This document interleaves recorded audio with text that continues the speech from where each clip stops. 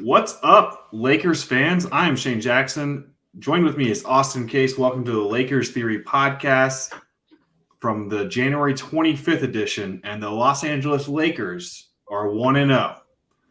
Now, I know what you're thinking as you hear that. Like, Shane, what about the previous 47 games? Well, those don't matter because, damn it, this is a new season. And I've decided that. Anthony Davis returned tonight, and the Lakers looked like a real NBA team.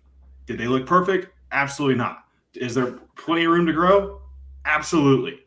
But my goodness, it's the first game I can remember all freaking year not wanting to pull my hair out. And honestly, we've been saying all along, they weren't healthy, they weren't getting, they just needed a few different pieces and all that stuff.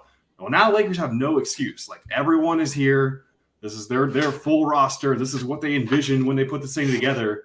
And now let's see what this team is made of. And this is all I really wanted. I have no idea what this team is capable of doing, and we're going to talk for, I don't know, however long this podcast is going to be about that maybe.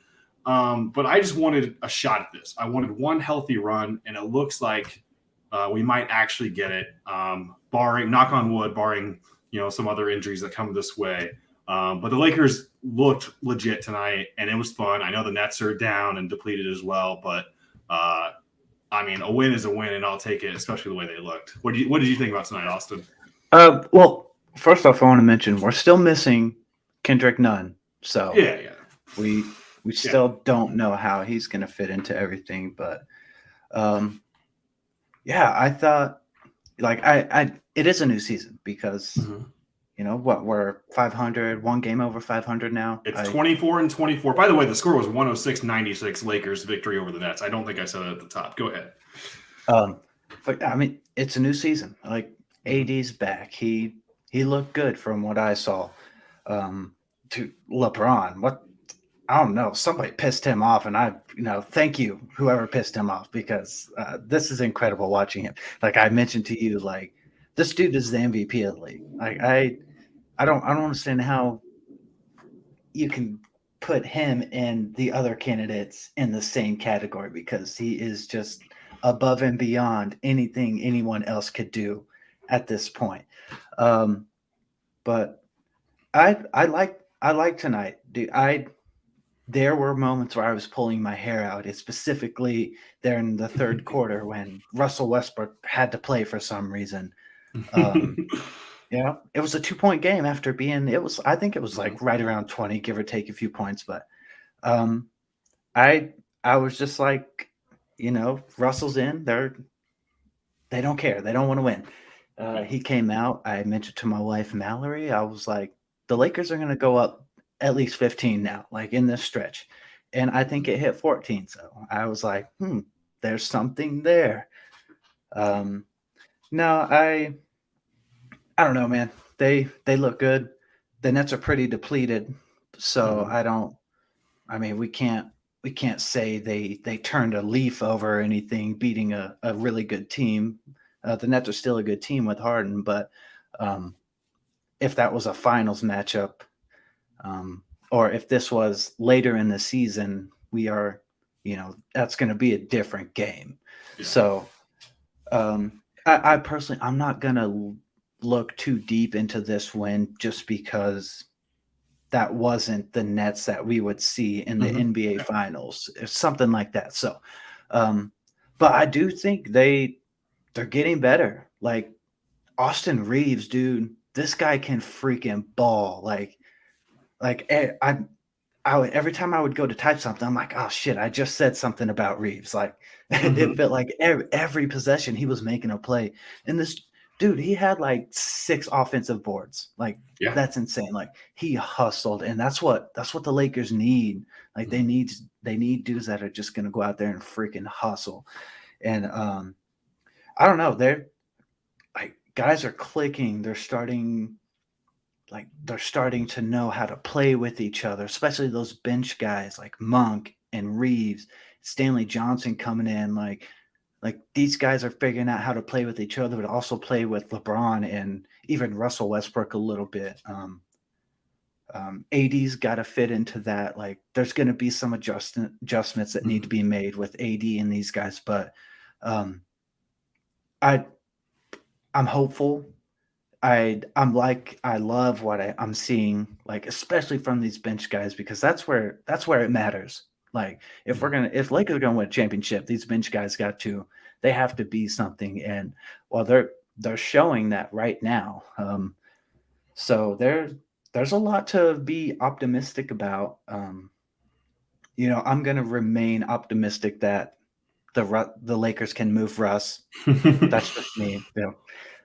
Hater, whatever. I'll take that. But I'm telling you, the Lakers are a better team when he is not on the floor. Like that, it was evidence. Like the evidence was in this game tonight. So, but I don't know. I am a little excited. I feel like you can probably pick that up just from me talking and stuff and the energy I'm bringing. But I just have. I don't know. We can move on. I felt I'm excited about tonight. Yeah. And for good reason. Yeah. So, okay. Backtrack. Dating back. So you remember Anthony Davis gets injured in that game on Valentine's Day last year, right? Dating back to that. So the Lakers have now played 98 games since then, right? Tonight was just the 24th time that the Lakers have had both Anthony Davis and LeBron James. I mean, that's from the Lakers Film Room podcast. Those guys did a great job of, breaking down what Anthony Davis's return meant schematically and all that stuff. But I think that just speaks volumes to our frustration over, last year and this year, right? It never felt like you could find any sort of consistency. The Lakers, since Anthony Davis came to this organization, have been built on this idea that they have two stars and they're going to build around those two stars. Well, when you don't have those two stars or one of those two stars, like, of course you're not going to reach your ceiling or reach the best version of yourself. Of course you're going to be ass. Like, you won't be able to have any consistent good moments. And so I think that was the frustrating part for me, all this year and last year as well, is I had no idea if the Lakers were actually going to live up to our expectations, but we didn't get a shot. We didn't get a chance. And that's been frustrating as hell. And, I just need one good, healthy run of this. I think there are, legit concerns about maybe how this roster is constructed and how it would shape up in a playoff series with somebody who's, better defensively, especially better defensively than the Nets. But, at least give us a chance to get some sort of rhythm, build some momentum, and start taking those steps. And maybe, the Lakers can get into a certain, 6-5, 4 seed conversation, and anything else goes in the playoffs when you have LeBron and AD. You mentioned Russ. I think tonight was a good example of the concerns with him, right?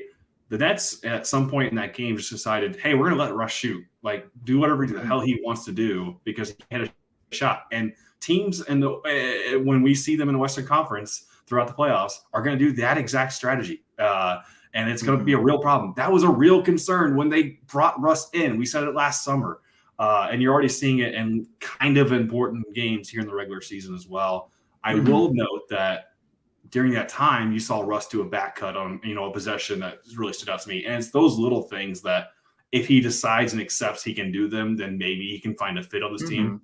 But obviously that is the concern, right? You can live with the turnovers, you can live with the stupid mistakes, but like if teams are just going to let him shoot and he decides, I'm going to shoot, then you're really asking for a lot of crap basketball to be played there. But no, at the end of the day, I'm just excited that Anthony Davis is back. He looked good. I mean, within the first 7 minutes, you could see his impact. He had 6 points, 3 blocks. And I don't know, like he had to play with, foul trouble in that second half and maybe had a little bit smarter about that defensively. But you can see his impact on that end of the floor. And honestly, you can see LeBron, the way he changes, right? He was making some of those rotations that, the last few weeks I've been like, LeBron's been ass on the defensive end. He's not trying. And for good reason, right? Because he scores a bunch of points in the offensive end and he's like, okay, I'll take some possessions off here. But now Anthony Davis is back and all of a sudden LeBron's like more engaged. So that was good to see. I mean, there was just a lot of good things to see. And I don't, as the specific matchup goes, I didn't want to analyze too much of what tonight was. Tonight was about, hey, the Lakers look like they have their horses. Let's start riding. Let's get this and let's see what can happen here.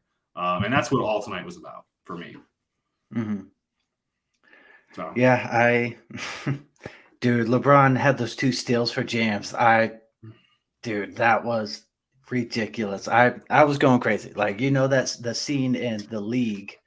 Man, I can't remember the dude's name, but he like, I don't know, he does like this motion. mhm. Yeah, that LeBron did that. Like Yeah. I That don't that know. fourth quarter was good, right? I'm sorry, I didn't mean to cut you off there. Like at one point, like right before those back-to-back dunks, right? I'm like, man, why aren't they just putting this game away? And then LeBron, Mhm. steals twice or whatever. And honestly, that fourth quarter in general, like the Lakers held the Nets to 14 points down the stretch there, that entire fourth quarter. Like, I'm not saying this team has to be elite defensively like we've seen in years past, but you get passable, especially when the game's on the line, like that. Mhm. That's the recipe for success with this team. Like let's score a bunch of points and let's get stops when we need to. And Mhm. you can surrender those corner threes, the first 3 quarters, but when the game's on the line, I want to see rotations, I want to see switches, and let's play some ball there on that end. Yeah, so do you think that Reeves deserves to be in that closing lineup at this point? Absolutely, he deserves to be in the starting lineup. He Okay. deserves to be in That every lineup. Yeah. Like, No, that I mean, that's kinda what I was getting at yeah, just yeah, because, yeah. like, I mean, he was incredible tonight, and, Mhm. um, man, I don't know, like, he's a special player, and it's, Mhm. it's kinda that the Lakers are good at finding those types of guys, like, Yeah. just these, just random dudes that come in and have a huge impact, and, yeah, I think he's gonna be a special player, and man, I don't know, Stanley Johnson, dude, I think he just fits in with this team so well that Mhm. he looks maybe better than what he actually played. Well, I think they said he's a former top 10 pick or something. I think that was the case Mhm. with him. Yeah. So, Mhm. like, obviously he can play, but I don't know. I think he just fits in his role with the team. I guess I should say is just perfect for the type Yeah. of player he is, and honestly, I think that's why he looks so good with the playing with these guys. So um, I don't know Yeah, it's the pretty Lakers, go ahead. but I was just gonna say the Lakers have some great role players. Mhm. Like they have something there. There's a group of guys that they can throw in that second unit. Like those guys can ball, and it's Yeah. awesome to watch those guys come in. It's pretty telling that Stanley Johnson not only started this game, but he was also in the closing lineup for this team. Mhm. And I believe his another 10-day contract is coming up now pretty soon, so they have to make another decision on him. I Mhm. think he's here to stay. And also, it's noteworthy that like Stanley Johnson and THT, those guys were the last time AD was in this group. Like there was some. I feel like the narrative around AD was really negative when I don't think he played as badly as maybe the narrative was suggested. But also like he Mhm. was being asked to do a lot, and now you got some longer guys that can help on that end of the floor. Like I don't think he's going to have as much responsibility Mhm. as maybe he did early in the year. I mean, he still is the anchor of that team, especially defensively, but. I feel like we kind of like put him on an island and said, "Hey, you have to get us stops," and that wasn't always Mhm. fair to him. But going back to Austin Reeves, I mean, that guy, his first 2 points didn't come until late in the fourth quarter, right? And yet he Mhm. still, I believe, had the best plus minus on the floor or on the team, or at some point, or up there in plus minus. And it's because he was just, like you said, so good on the glass. At one point, the Nets had like a 16-0 advantage on the offensive rebound glass, and Reeves just comes in and changes that entire thing. Like, Mhm. and then the second quarter, he had a stretch where he had a really nice pass to Monk in the corner for a three, and then another one where he was in the corner and he lobbed it up to Anthony Davis for the dunk. Like he just makes smart passes. Like sometimes you'll see like Russ, when he throws the ball, it doesn't go right to where the shooter can catch and shoot type of thing. Whereas Reeves, it does. Mhm. And I think those are just like the little things that he does so well that I just enjoy. Like I don't know. I didn't think it was possible for me to love a role player more than Alex Caruso, but Austin Reeves is very much making the case. He is incredible at Mhm. all the little and interesting things that I find about this game, and it just shows that guys like him can find a role and carve a role out here in the league, and you don't have to be, LeBron's height and weight and speed and dominate that way. So no, I mean, these young guys are fun, and the part of the appeal to the getting healthy and getting the full complement of roster here is that the dusty old guys who probably shouldn't be on an NBA roster don't have to play, right? So Jordan's obviously not playing, Ariza's not playing, Ellington didn't play, Howard didn't play. Like, finally, you were starting to see some semblance of like competent roster choices for the Lakers, and it may not lead to a bunch of really important wins, but it certainly looks like more appealing and more competent basketball, and that the previous 47 games just did not. Anything else you'd like to add before we kind of send off? I think the Lakers play here in a couple of days against the 76ers. Obviously, that's going to be a tall task. I kind of thought while the Nets were down that this was a winnable game. I thought, the other day was a winnable game as well. But this was a pretty big stretch for the Lakers of kind of like actual real challenges. So it's nice that, they're finally getting healthy. They're probably not going to win them all. But I just want to see some semblance of progress and getting their legs under them over the next few games. Yeah, I think that, this is a pretty difficult stretch that they're going to go down. I mean, just get some wins. Honestly, just get wins. They did that tonight. They got a good win. I think that's all they have to do, to keep Laker Nation at bay. But I mean, honestly, just win. Just play good. Like, if you're gonna lose a game, don't look like shit. Like I feel like every time they lose or get their butt kicked, we're just like, what the heck was that? And tonight we're just like, okay, are we finally seeing the type of team that they are going to be? And that's kind of what we've been leading up to. We're just like, they're not there. Like, we've seen glimpses of what they can do, but we haven't seen it. And I really think they are starting to kind of finally put it together. And we're just seeing healthy. Like, we're seeing guys healthy. Like, obviously LeBron's healthy. AD came back. Like, he looks good. Like, he looked good tonight to me. So that's all we need. Just LeBron, a healthy LeBron and AD, and guys who can get after it. And this will be a successful team.